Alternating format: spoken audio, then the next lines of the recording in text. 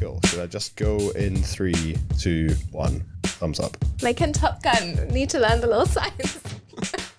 Whatever they fucking do. Hello and welcome back to the Cine Skinny. We're going to learn military sign language in 2024. It's the film podcast from the Skinny. It's Peter Simpson with Jamie Dunn, Anahit and Ellie Robertson. So everybody say hello. Hello. Hello. Positive stuff, good energy in the room. We are back at EHFM for our final recording day of 2023. We are recording. I really kind of tried to skim past that as well. It's like it's our final day, and then Jamie jumped in with, that's sad. And I'm like, it is fact. Let's move on. So yeah, we are back with a end of year two-parter. So this part, we're going to talk about the top 10 films of the year. And then in our second part, which will be coming out in a couple of weeks, we're going to be talking about the more, basically, this is the proper one, right? With the research and all the planning and et cetera, et cetera. Speak for yourself. And then the second half is going to be all about like knitwear and people being thrown down flights of stairs. So choose your fighter, and we will, or I'd say actually listen to them both because they'll both be good, but we haven't recorded either of them yet, so I can't say too much about that. I can't speak too much for myself, but I'm pretty sure this is going to be good. So yeah, that's the plan for today. Top 10 films of the year. But first, Jamie, a brief overview, if you will, of the year of our Lord 2023 in Scottish cinema. Was it any good? I suppose is the top line question. Oh God, I didn't know this question was coming. In Scottish cinema or just cinema in general? You know what? Take cinema in general. Well, You backtrack. Wait for it. From a Scottish viewpoint. Well, I mean, I guess I actually think the films were okay. I think the scary thing is the landscape. Obviously, we don't want to get into doom and gloom, but it has been a tough year for cinemas. But the films have been good. You know, we've had some interesting films. I kind of like the idea that, you know, Barbie and Oppenheimer did give us a kind of glimpse of what the future could be, where blockbusters don't have to be the things that keep cinemas going. And the way that blockbusters have been going this year, maybe we need other tentpoles to emerge. Like I say, without any research or prior warning, I would say it has been a good year for film, a tricky year for cinemas. And in terms of Scottish film and film culture, we still don't have a film house, which is deeply depressing, but there are kind of shoots of a possible revival with a crowdfunder, which seems to be being quite successful. And if that does bring us a cinema in Edinburgh next year, would be fantastic. I think the film festivals this year went really well. I think Glasgow Film Festival was a success. It's going to be, it's a bit small and unusual, but I think really good. And I think we'll see that a few of the films at Glasgow are going to be in our top 10. So this quality of films were good. And the same could be said for Edinburgh. I thought Edinburgh, even though it was a smaller edition this year, really good programme. And it seems like it's going to be a bigger festival next year. So it's a year where it's a kind of transition year, isn't it? Where there's things were happening which were good and are possibly going to be better next year, which is how I kind of see the landscape right now, which is maybe me being optimistic. But as everyone knows, I'm an optimist, aren't I? I'm something so rosy tinted. Earlier this year, you did say that a film was the worst film you'd ever reviewed on this podcast, and then said 5 minutes later, but if they brought out a sequel, you'd still go and see it. So I think he actually is an Which film optimist. was that? Oh, was that the Renfield or one? am I a masochist? One of the two. We could get into that, but there simply isn't time. So, should we just crack on with the top 10? Mm-hmm. So, this is from the Skinny magazine, you know, the one we all work at. So it's the top 10 of 2023. So the way this works is that all the writers submit their own personal top 10s. Jamie puts all these top 10s into a spreadsheet, they call it, and then we get the results from there. So this is kind of like an amalgamation of all of the writers who write for the magazine, all their personal top 10s hewn down into one definitive list of films that were released in the UK in 2023. Now, we've talked about most of them on the pod in the past, and there isn't time really for every time we bring it up for me to flag every previous mention of the films. We're busy, you're busy, but if there's some chat that you'd like to hear an expanded version of, we've probably done it in the past, so just get into the archives and have a rummage around. The end of year clip show vibe continues. So yeah, we're going to go from 10 to 1, a lot of very interesting films, starting with number 10, which is Saint-Omer, Alice Diop's courtroom drama centered on a French-Senegalese woman on trial over the death of her daughter, and the writer, scholar who is kind of following this case as it unfolds. One of the last films we talked about was Anatomy of a Fall, which is another slightly, it's not as French, but slightly French courtroom drama. This is a very, very different beast from that. And Anahit, I believe that you were a big fan of Saint-Omer, so maybe you could talk about it for a little bit. I was. If you want. Yeah, I'm not down to talk about it. Okay. But Well, would you still like to talk? I mean, who wants to talk about I've it? prepared notes on Saint-Omer. Ellie's prepared notes. But Anahit, Anahit, you take go it first. You know what? Well pointed out. That's teamwork. Ellie, I believe you were a fan of Saint-Omer. Would you like to talk about it? Excellent. Since we last talked about this film, Alice Diop has told the LA Times that she fainted on set at the time that they finished shooting because it was such a intense and stressful production for the entire crew. And Gazlaki Malanda, who played Lawrence Coley, who is the defendant, has told the New York Times that her role was so intense that she had nightmares for months afterwards just from getting in the headspace of it all. And yeah, it certainly is, I think, the most intense film of the year. You're right, Peter, it shares this special interest with Anatomy of a Fall, though it's not a complete overlap. They're both responding to the kind of popularity of the courtroom drama, and I think that this genre is popular because in our minds, the definitive account of a narrative is like uncovered in the courtroom, right? If there's ever a place where something's going to get explained, it's going to be in the courtroom. But Saint-Omer is immediately at odds with this belief. Like very, very early on, Lawrence Coley is asked why you placed your 15-month-old in the ocean. And she says she doesn't know, but she hopes that the trial will reveal the truth to her. Despite all the evidence, she pleads innocent, believing that she's not the responsible party for the death. And it leads to this really interesting question of, who is, she opens up talking about her like financially controlling but absent father, but he doesn't really feel like enough of a character to shoulder this responsibility. Her ex-lover, who's this elderly white man who's pretty much hidden his second family, he seems much more antagonistic, but at the same time he comes across as really like helpless and ineffectual and not really responsible. And I think that's kind of an important part of the tone of this film is that it's really, really quiet. Like there are no, last minute objections. There's no big booming Brendan Fraser lawyer. Everybody is just waiting their turn to speak and leaving huge pauses and going through things like one at a time, all in this very kind of claustrophobic courtroom. You have this emotionally cataclysmic event with this huge crowd of people, and most characters, Alice Diop's self-insert protagonist among them, barely say a word. The courtroom doesn't turn out to be a place where the truth is like captured and solidified, but the courtroom is actually really, really limited. The thing responsible for this tragedy isn't in the courtroom because colonialism and patriarchy can't be put on trial in the same way. It's incredibly thoughtful. And yeah, I think even with its very limited scope and its really sort of like quiet timbre, it's incredibly arresting. Yeah, I agree.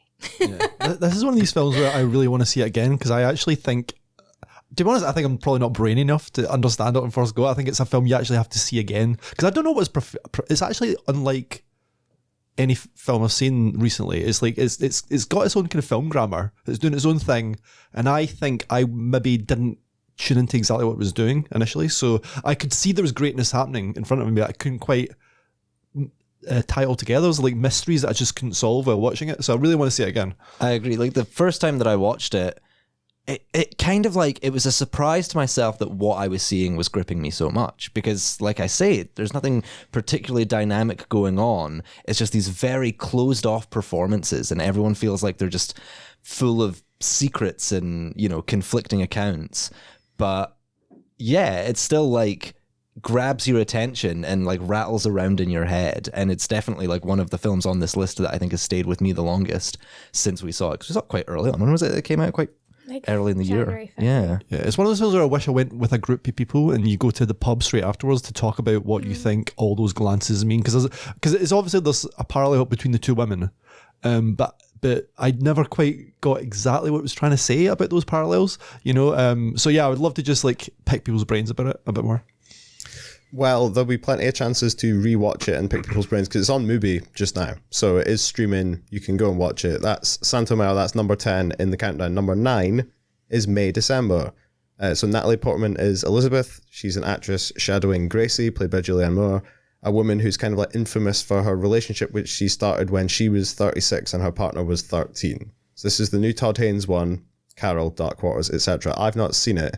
And after last time, when I handed over to the wrong person, I'm just going to say, who wants to talk about May December? Don't all put your hands up at once.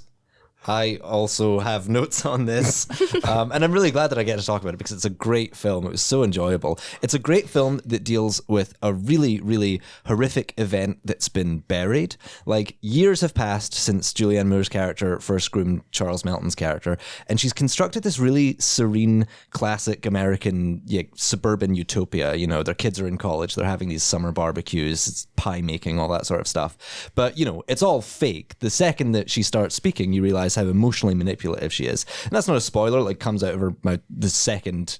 Everything that she says is a passive-aggressive, like underhanded comment intended to kind of wear down the self-esteem of her family members or infantilize even her husband.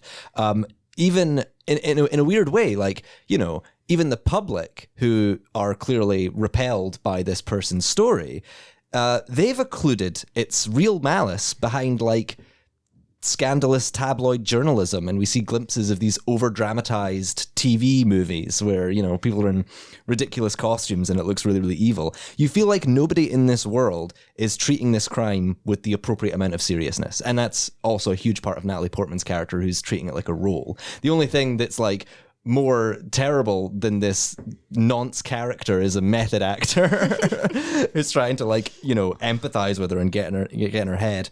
And I think that Todd Haynes has chosen this really interesting way to kind of mask the horror of the child abuse. The film is directed like a soap opera. It's the turns of this domestic story. They feel very melodramatic. There's genuinely a little Phantom of the Opera piano sting that plays at the end of like every single scene. There's a point where Julianne Moore like opens the fridge and looks in and takes a pause and goes, "We're out of hot dogs, dun dun dun." And that's funny, but even though there is a humorous element to this directorial decision, don't let that make you think that May December is uncomplicated. Like, the soap opera veneer is also allowing for some interesting storytelling. Like, even though it's melodramatic, the fact that Charles Melton's character is an amateur lepidopterist who cares for gestating chrysalises because he wants to rehabilitate his local monarch butterfly population, that's like a really nice, very ornamental metaphor that you'd see in something like a TV show for his desire to impart on things in adolescence that was robbed of him. It's full of stuff like that. It makes the film not a funny film. Sometimes I see people talking about it in a very like, oh, it's great, it's really campy and dark humor. And it's like, I don't know, that there is real drama at the heart of it, right? It's just that very, unrealistic tone makes it not a funny film, but like a lighter film, a more digestible film, where you're never really hit that hard with the trauma of the story that it's covering, but you're made really well aware of its facts and the characters involved. So you're sort of allowed to contemplate on your own terms just how dark and fucked up it is. Yeah. This is a film that's really grown in my mind since I saw it as well. Like, I loved it the first time I watched it, but it's the one that I've just kind of kept thinking about. And yeah, you're right. It's like that kind of melodrama that Todd Haynes does so well in films like Carol and, what else, Far From Heaven or whatever.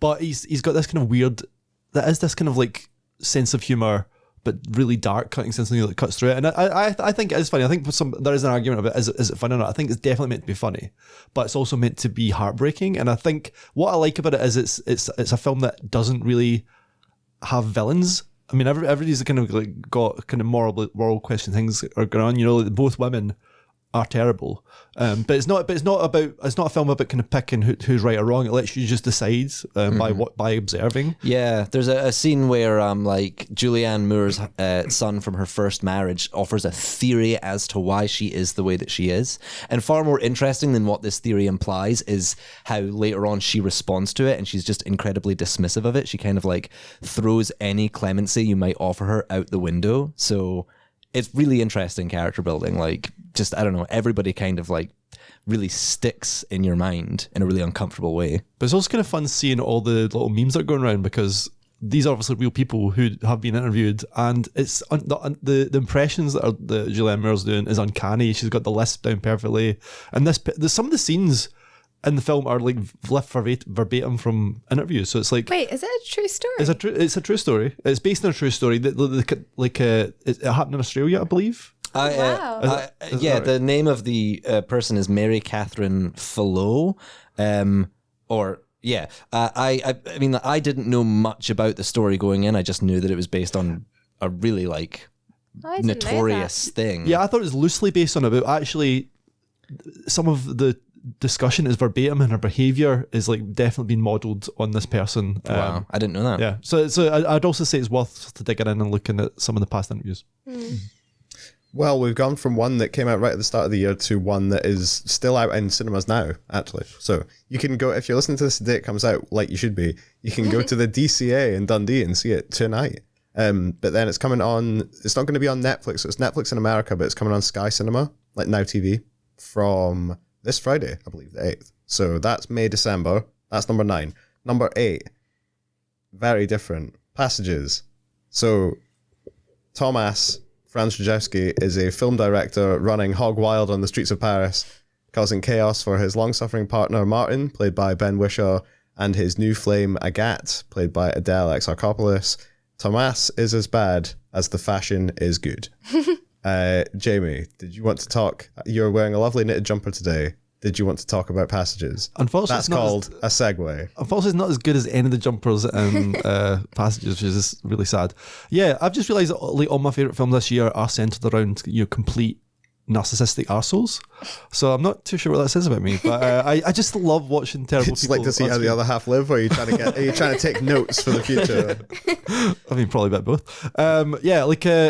This was like quite an emotionally devastating film for me. Like, I think why it's so good is it's very honest about a certain type of person. You know, the type of person who is solely concerned with their wants and needs and will walk over anyone to get what they want. So in the film, that person is Thomas, who's played by Franz Rajewski, and he's just deliciously awful and completely torpedoes the life of two people who are in love with him, essentially. And he is in love with them as well, but it's how, like, if you're a narcissist, how that doesn't matter. You know, your sort of feelings for other people go out the window. But what makes the film sort of great is, like, actually, despite we're watching him inflict all this kind of deep and lasting pain on two lovely people, you do kind of feel a bit sorry for him. You can understand where he's coming from as well. So that's why it's a kind of rich film. It kind of like lets you walk in this person's shoes, and you kind of realise, you know, why he is like he is, which I thought was maybe a testament to Rajewski's performance, which is just fantastic. It's a very sexy film. It's got two of the best sex scenes of the year, and it did kick up a lot of very bad discourse. But I think, you know, as we said on the podcast, the sex scenes are great because they just reveal a lot about the character. You know, they're not just sexy; they're talking about the dynamic of the characters. They're really key to the plot. As you said, Peter, it's also a great fashion film. The clothes that Franz Rajewski wears are ridiculous, but he actually manages to make them look cool. And like the sex in the film, the fashion and the kind of everything, the set design, the music, it informs on the characters and the dynamics. So, you know, so it's a film that's really kind of holistic in that way. It's like everything's been thought out really well, and everything is sort of telling you a little bit about these characters. You know, it's not just decoration, it's not just trying to look pretty. You know, what he's wearing tells you a little bit about his personality and how he's going to treat someone in that scene, which is like a brilliant way of making a film, you know. So one of my favourite films. It's really stuck with me. I saw it much earlier in the year. Great one. And else got anything to say about Passages? I think some of us have said what we want to say about Passages, which, I feel which is that it's good. I feel like we've talked about it like 4 or 5 times. I feel I liked it more than other people in the I did like it a lot. I didn't love it, I think, which felt I think because everyone else did, like for a lot of people it was like one of their films of the year. That felt like quite a big gap. Whereas I did really, really like it. It was beautiful as well. I think Mubi have been doing like on their social media like a series of paintings based on like some of the stills in the film. And that's really beautiful because it's like these very, like the way that it's shot and the way that the compositions are done, like everything is just very like painterly. And even though it's like the most chaotic, worst man you've ever met in your life, like there's a kind of real stillness to the way that the film kind of like moves that feels like really taut in a way, but also really beautiful. And I really love that about it. Like how it looks is just so good. Yeah, I think people have been really repulsed by that character. Some people just can't stand him. Yeah. And I think that you're meant to feel like that. And I think like the key to me is why, like the best scene in the film is when he's not in it. Like, there's a great scene between the two other characters, the characters that he's hurt. Yeah.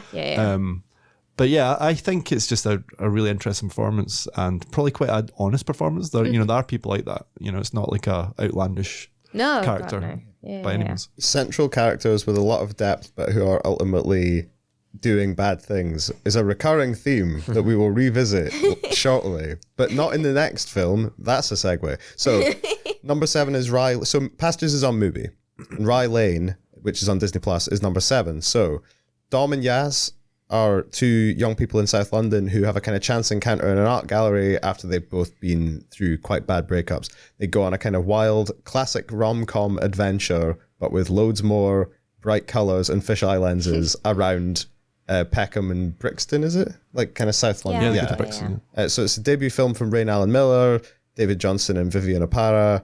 Very, very good fun.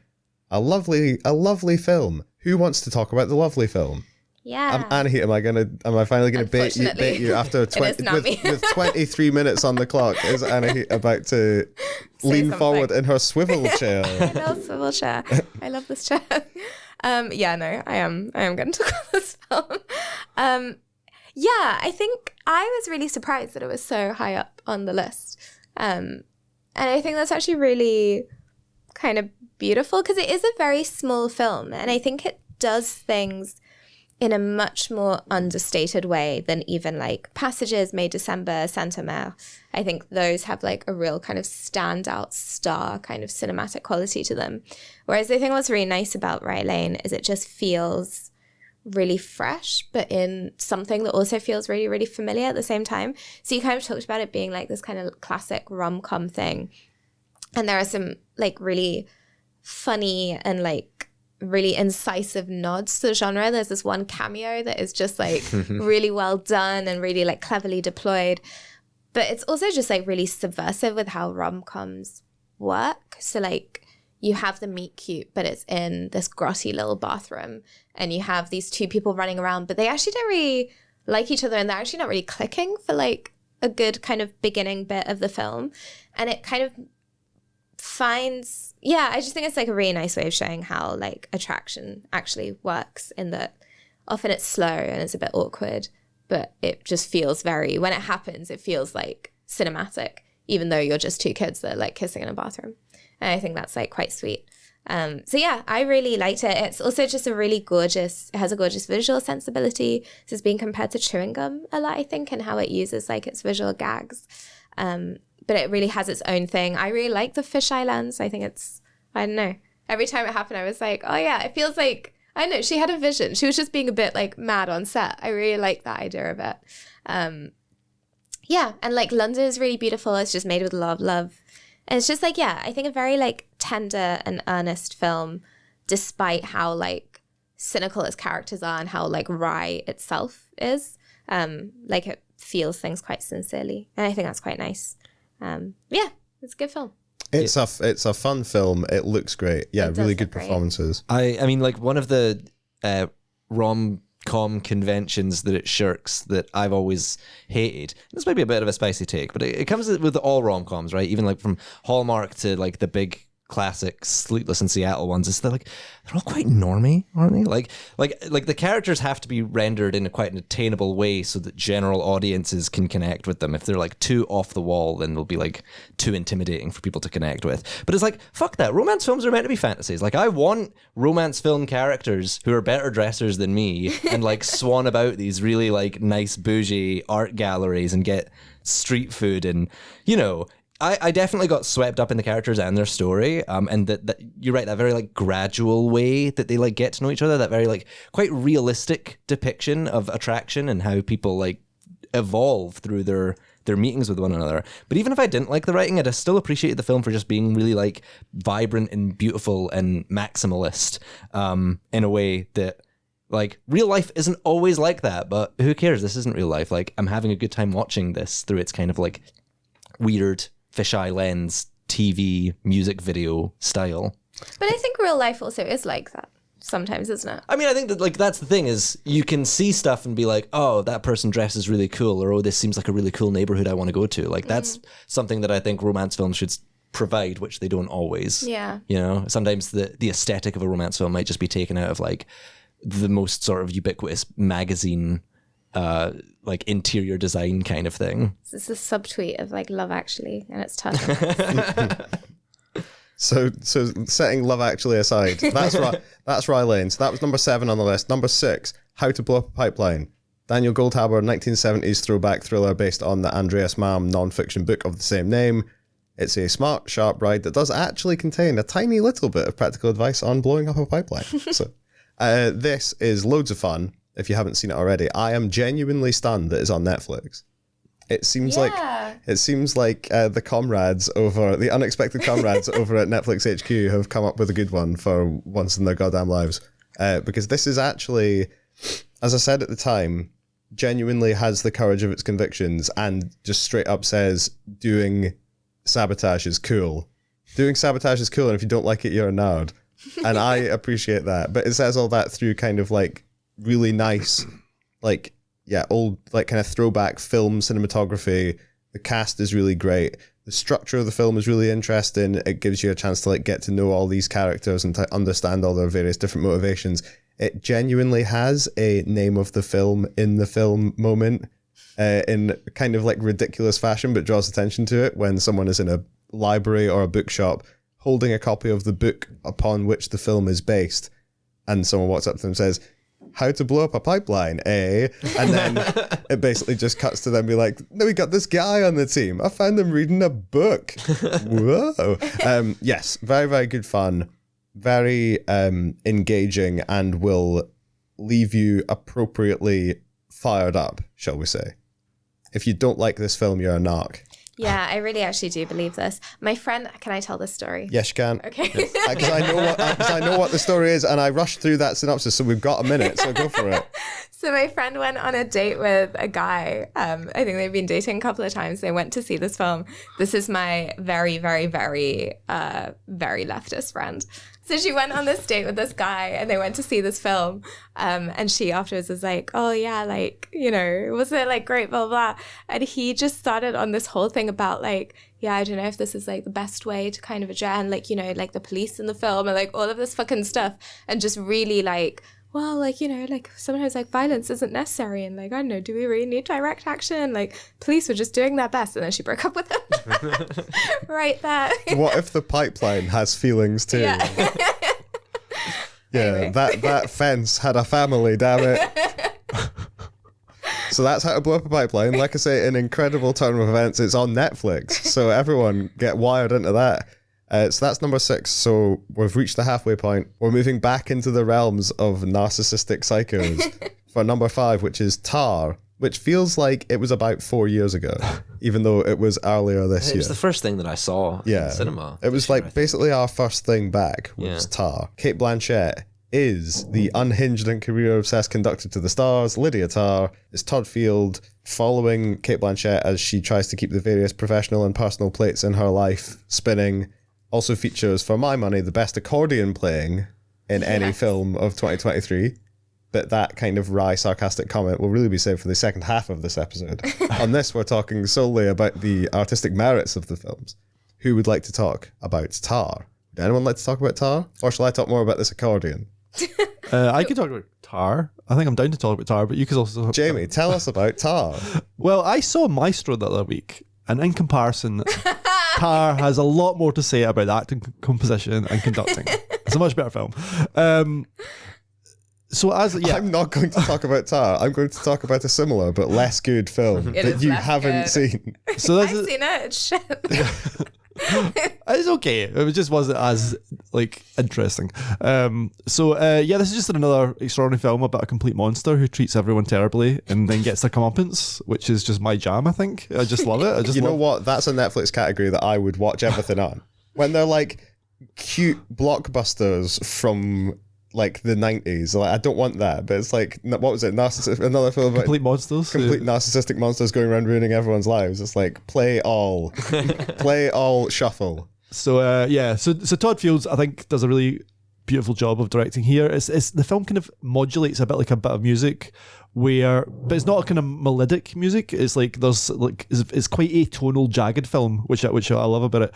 So it's got these kind of incredibly kind of long dialogue scenes, like the opening scene, for example, that where Lydia Tarr's been interviewed on stage by the New Yorker, and it's like ridiculously over the top. Or when she's like she'll go to like Juilliard and she'll teach a lesson and completely humiliate a student. So these long, intense dialogue scenes interspersed with these kind of like more impressionistic scenes with like Lydia just walking around Berlin or sort of trying to write music, and they're really quite startling. Like for example, there's a moment in the film where she's like following this woman she fancies, and then she ends up somehow underground in a tunnel pursued by dogs, like the hounds from hell, and it's like almost like you've stepped into a horror film, and then it goes back to like the Berlin Symphony, and it's like it's a film that's got full of these kind of sort of disturbing unhinged moments, but it never kind of explains itself, so it's a film where like you've got all these kind of scenes that are interrupting like the main narrative, and then there's a lot of scenes that are elided as well. So like in a normal film, for example, you might have got the scene where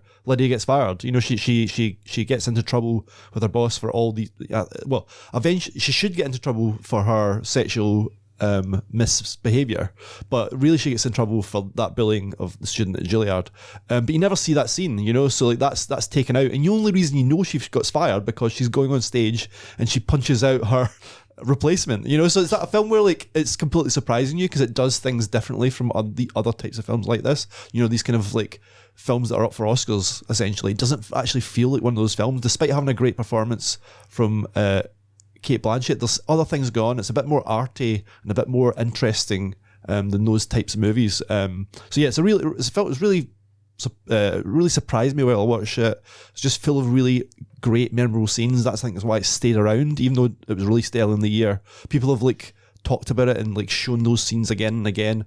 So yeah, and it's also just got a knockout performance from Kate Blanchett. I think that the thing about Tar, and there's been a few things on this list so far, and there will continue to be so, they're about morally ambiguous or certainly not directly, obviously, apparently good or bad characters presented in a way where you try and comprehend and take in the whole film in a one-hour in order to get the full effect of the film. But these are all films where the way that criticism, and I'm looking at TikTok and Twitter, happens. And Tar is like a particular example of like a film that kind of got memed a bit by people talking about the same 25 seconds of it over and over again, ignoring the fact that it's a 2.5 hour film where like the whole point of the film and the whole point of something like a Saint-Omer or some, from the sounds of it, having not seen it, like a May December, is that like you're to take the thing in the round and know that like one part of it relates to another part of it, but that the way that the story is being told means that you can sympathize with a character in one moment but equally notice that they're a monster in the next moment. And like that seems to me to be like a recurring thread throughout these films, which is ironic given the way that a lot of them get talked about, which is like, this person's terrible because of this thing that they did in this one scene.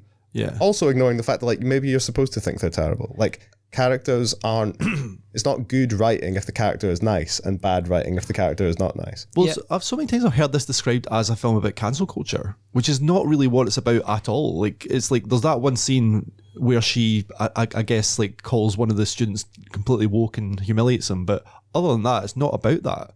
And I guess, if you think it is about that, you haven't sort of watched the whole film. It's the same way that people talk about Saltburn and call Saltburn a film about like a class satire, when it's actually not exactly a satire on class, really, when you know actually what the film's about. Yeah. So yeah. I like the fact that like it's not just that Lydia Tarr is a bastard, but rather it's criticizing this institution that she's a part of that like rewards and defends bastards, right? Like she's, just one part of her character is the way that she really like destroys these unwitting victims, these people who get into the music industry because they show a proficiency but they're new, they're vulnerable, they're easy to manipulate. But at the same time, she screws over just as many like highfalutin elderly people who are like her close confidants, and then they screw her over back, and it just shows the whole thing to be like very like ruthless and toxic, and it's like bastard on bastard action. This is what I like. I respect none of these people. I want them all to lose. I guess the one thing you could say, actually, the thing about the film is she does get her comeuppance a little bit. Like, the thing is, the problem is actually in real life there's a lot of men who have done this and still have the jobs, or like don't really get quite the punishment that she gets. I mean, she's still got a job at the end as well. It's not as if she's completely destroyed. She's just working. But you'd hope that people could walk away from this film now knowing that just because someone's wearing like an incredibly expensive tuxedo and waving a wand and getting an entire orchestra to do a really like classic piece, that doesn't necessarily infer any kind of moral superiority, and that this may be a bastard, e.g. Tar. And we could get into the whole, what I would describe as attempted failed discourse around, but why is Lydia Tar a woman? How does that work? But there simply is not time. So that was Tar. That's on Now TV, like Sky Cinema as well. Number 4, we're getting there. Number 4 is Oppenheimer. Cillian Murphy is the philandering control freak and big-time atomic scientist J. Robert Oppenheimer. This is Christopher Nolan's tale of the life and times of Big Atomic Boy. It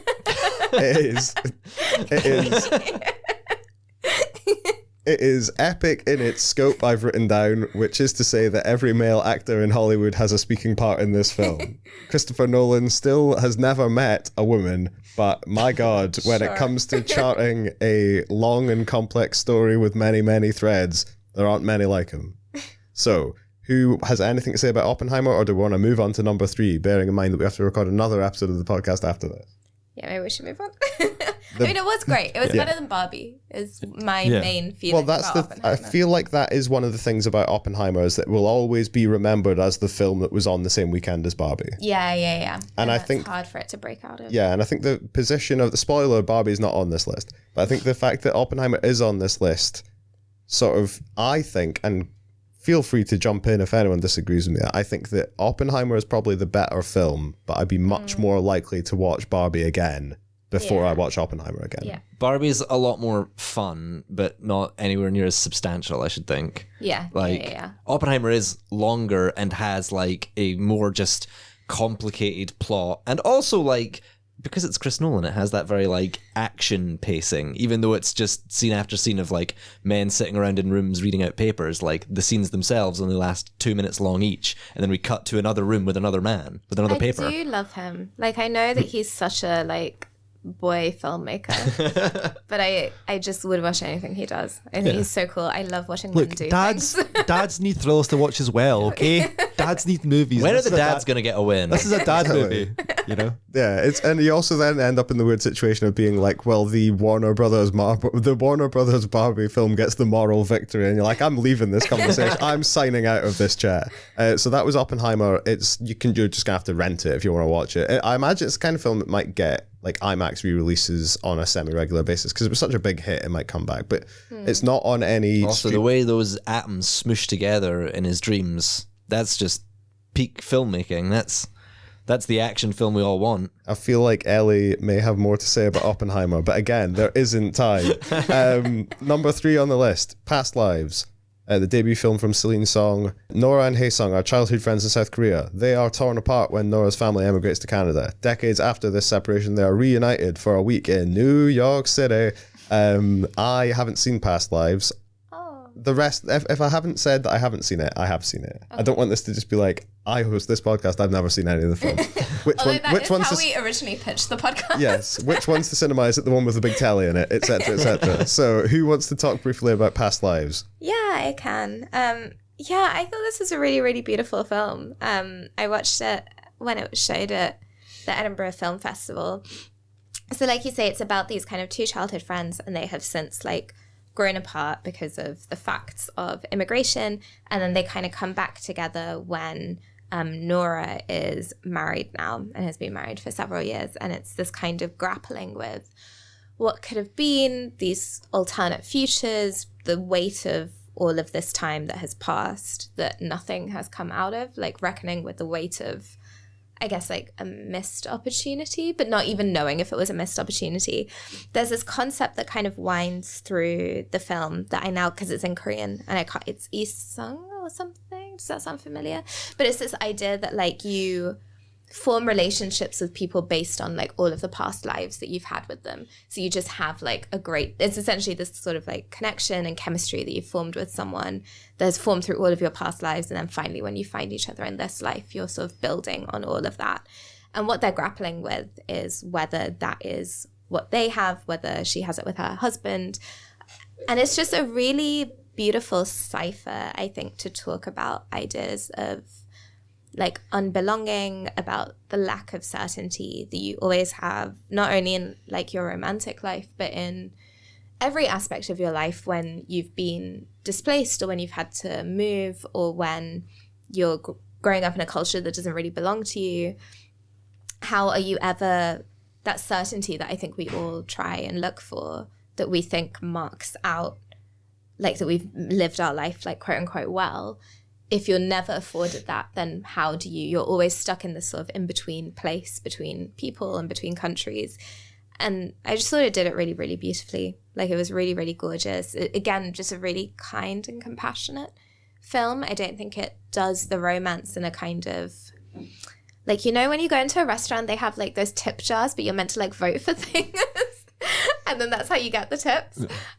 It does, I think sometimes like love triangle films kind of want you to pick a team and they want to see who's going to like vote for that person the most. But this, it's not really, the point is that there is no certainty. And the point is that there was no way that she wasn't always going to be caught between two people. And so it's not really about like making a choice. It's about the conditions of her existence are that, and paying a great deal of like love and respect and like care and attention to what that means. That's very rambly, but yeah, I just thought it was really, really beautiful. I really liked it. It's another quite like unconventional romance film that like, yeah, sort of like could very easily just sort of disappear into some ridiculous drama, but is in fact trying to convey something quite complicated, which I really appreciate. It doesn't talk down to its viewers, trying to say that like you can have more than one soulmate, you can have more than one person you belong with, and how incredibly painful but at the same time quite beautiful that is. That sort of like very mature double-handed approach that I think other romance films might fumble. So that's Past Lives. Another one that you'll just have to rent or get a DVD, they're called. So Christmas is coming. Get on the phone to Santa. So there's only 2 films left. Our second favourite film is one that's still in the cinema. So Killers of the Flower Moon is number 2. Letterboxd favourite Uwu Grandad is back on the scene. It's Martin Scorsese's latest. It's the story of the Osage people, a tribe of indigenous Americans whose land had oil on it, which then, how do I put this, brought them into contact and conflict with white America. I have simplified that story massively, but the film is over 200 minutes long. Who wants to try and very briefly précis some of the things that happened in Killers of the Flower Moon before we can get on to talking about our film of the year? I can. I haven't prepared anything, but this will be brief then. Well, the thing is, you say it's a long film, but there's so much in this film, you know. So it's like it is a love story. It is a story of a massacre. It's a story. It's got a kind of courtroom drama. It's got a big investigation at the center of it. It's the founding of the FBI is weaved in with the main story. I thought this was a brilliant film. It's another kind of dad thriller, but you know, it's fucking good. It's like Martin Scorsese is a great filmmaker. I think, if I'm being honest though, I haven't loved a lot of his recent films, and I think this is by far the best film he's made in, I don't know, 20 years, 30 years, maybe. I thought it was fantastic. It's centered on these amazing performances, you know. Lily Gladstone, I think, could win the Oscar. I think people were saying, like, people were telling her, oh, you shouldn't go for best supporting actress because your characters doesn't have much screen time. But when she's on screen, she burns through it. She is so intense. She doesn't say much, but when she does, as her character, it's very powerful. It's an incredibly moving film. It's a film that makes you really angry. You know, it's a film that's set in the past, but really it's talking about America and the whole problem with capitalism and Western values, and how, like, you know, white people of the West have, you know, mistreated people and thought that people's resources were theirs to take. And it's a story that's very timely. We see it happening day in, day out. And Martin Scorsese has made a really angry, powerful film about it, which is also just a hugely entertaining, swaggering picture. Just really well put together. Well, I'm sold. So Killers of the Flower Moon, like I say, it's still in the cinema because it only came out about 4 or 5 weeks ago. So you've got Christmas and New Year coming up. You've got holidays. Use them. Go and see Killers of the Flower Moon. So we'll do a very quick rundown like they used to do on Top of the Pops. For any young people who are listening to, Top of the Pops is what the Spotify Spotify Wrapped used to be, but it was every week. Should I get the music? Is that it? Is that Top Gear? Number 10, Saint-Omer. You want me to keep doing that or not?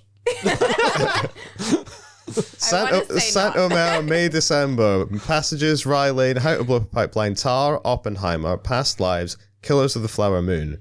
And the number 1 film of the year, as voted for by the Skinnies writing team, is All the Beauty and the Bloodshed. It's very, very good. Laura Poitras's documentary, which simultaneously tells the incredible story of Nan Goldin's life and career as an artist in New York, and the equally incredible story of Nan Goldin's full throttle, foot on the throat campaign against the Sackler family for their role in the opioid crisis. I so very nearly got to the end of that in one go.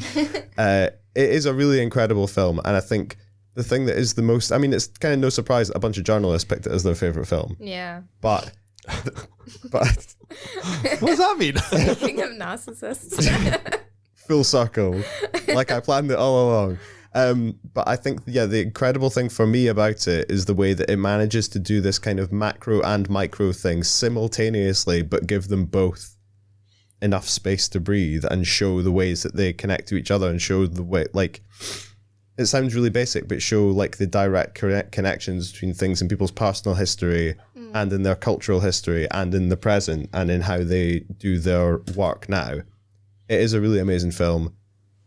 Anahit, do you have any things to say briefly about why it's an amazing film? I'm going to go around everyone, but you just happen to be on my immediate right to give some kind of spatial map to anyone who's listening to this. Yeah, I mean, this was my I put this as my personal number 1. Did everyone else? No. I can't remember. I don't think it was my personal number 1. Was it my number 1? It was high Okay, up. well then it was number 2 for me because I love blowing up pipelines. So that was my number 1. Okay, great. Well, so I won out of the 4 of us, is what we're saying. I think the thing about this film that I am still astonished by, and it's been over a year since I saw it because I saw it at LFF last year, is kind of what you were saying, just how it weaves together all of these not quite disparate, but like just very isolated timelines and arguments. And it creates this really like holistic, incredibly intricately constructed argument around like queerness, around sort of biopolitical neglect, around like these huge like ideas of really great scope. And it does it through like diary entries and archival footage and quite like not mundane, but the bits where it's about like their work and pain and the opioid like kind of protest group and stuff. It's just quite like standard, almost like documentary footage. There's nothing that feels necessarily in those moments really cinematic. And there's a really interesting texture to the film and how it weaves all of these things together.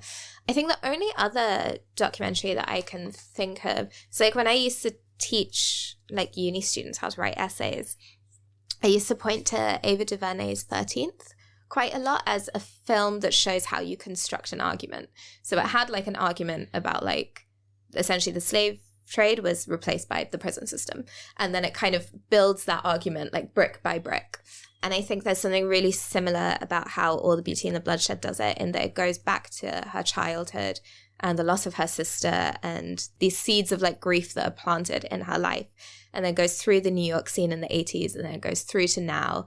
And it's just binding it all together in a way that feels, I just don't understand how someone faced with so much footage and so much material could pick out these bits and bring it together like they were always meant to be, like it was a puzzle that was always there and she just knew it.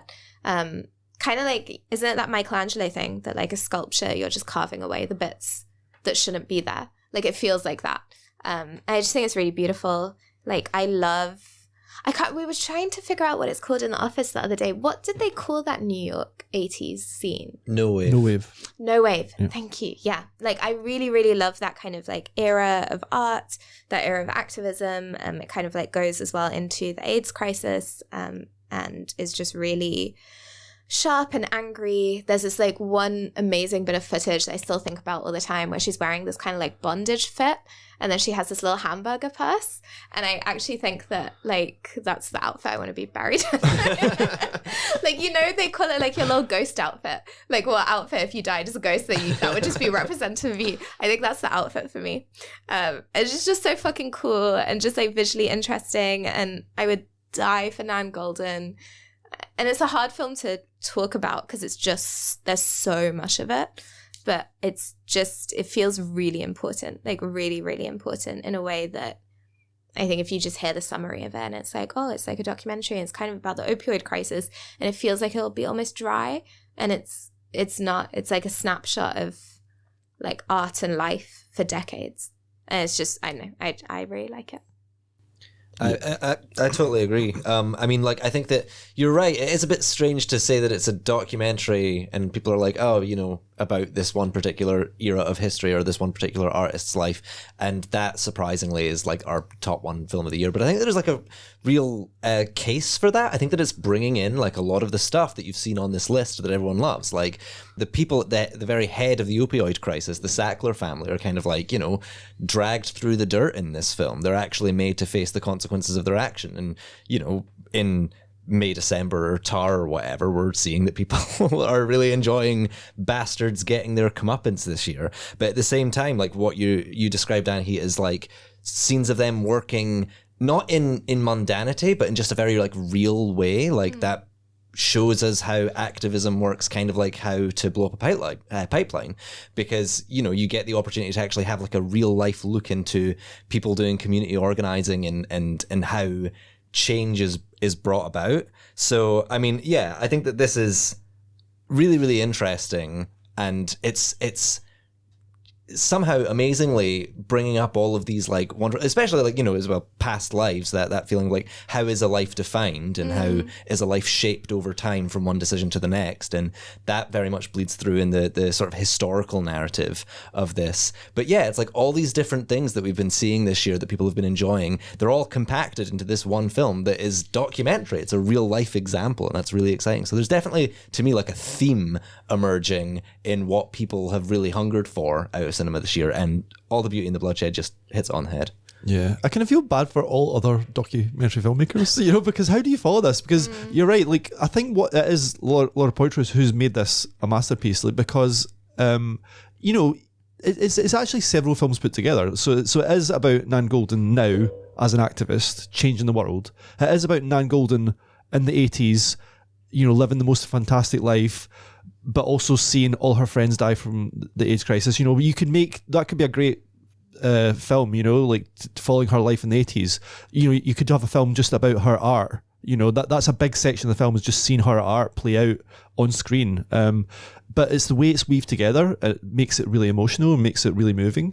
So yeah, it's a really wonderful film. Nan Golden, I agree, a hero, somebody I didn't really know much about before this. So again, it's just doing actually what documentaries are meant to do as well. It's just informative as well. Learn so much in just these, like, this hour and a half, when I really, like, I don't know, it's just maybe because I'm not American, but I really didn't know much about Nan Golden. Fun anecdote, we realized that we have posters from DJ Cad drag nights from a couple of years back that we didn't realize the images that they used are images from Nan Golden that we saw in All the Beauty and the Bloodshed. It's like, this artist is so ubiquitous. They're like, they have this presence in our life, and particularly in the queer community across the world, that we didn't even really like get to appreciate until this film really broke it down for us. And then she appears also in Variety, which is one of my favourite re-releases of the year, you know. So yeah, it's one of those things, I can't remember the phrase, the term, it's like, you know, when you don't know a phrase or a term and then you start to see it all the time. I feel like there you go, the Bader Meinhof. That's I'm being Bader Meinhofed by Nan Golden. Yeah. Because she was also in